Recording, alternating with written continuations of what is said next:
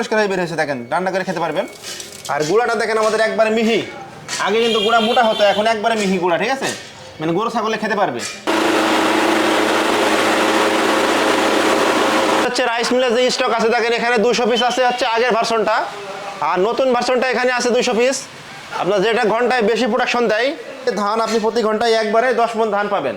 প্রত্যেকটা মেশিনের পার্টসপত্র আমাদের কাছে হিউজ পরিমাণে আছে, যে কোনো ধরনের পার্টসপত্র, দেশীয় ইন্ডিয়ান খড় ঘাস কাটার মেশিন আমাদের দ্বিতীয় তলায় মেশিনের এবং মোটরের দেখেন হিউজ স্টক আছে। হ্যাঁ, এইদিকে ঘাস কাটার মেশিন, এই যে দেখেন এখানে এই পুলিটা এইদিকে দিলে চলবে ধানেরটা, আর পুলিটা এইদিকে দিলে চলবে হচ্ছে আমার মেশিনের ওয়েট আছে 130 কেজি, অন্যান্য কোম্পানি করে কি 100 কেজি দেয়। মানে বিভিন্ন ধরনের খড় ঘাস কাটার মেশিন এখানে স্টক আছে, ভিতরে প্রচুর পরিমাণে স্টক আছে। তো ধান আমরা দিচ্ছি এখন,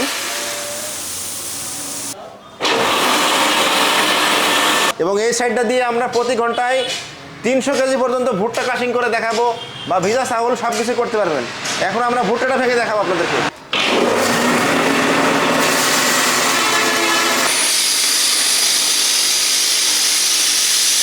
মানে আপনি নিজেই হাত দিয়ে দেখেন কত সুন্দর, মনে করেন যে একবার ফুল। তো এখন আমরা হচ্ছে বেসমটা অর্ডার করে দেখাবো। বেসমটা অনেকে কিন্তু আপনারা যে চানাচুর বানানোর জন্য ফ্যাক্টরিতে নেয়, আপনারা যদি মনে করেন যে না এই পার্টটা আলাদা নেবেন, খালি এই পার্টটা আমাদের আলাদা আছে, এটা হচ্ছে গ্রাইন্ডার মেশিন, ঠিক আছে।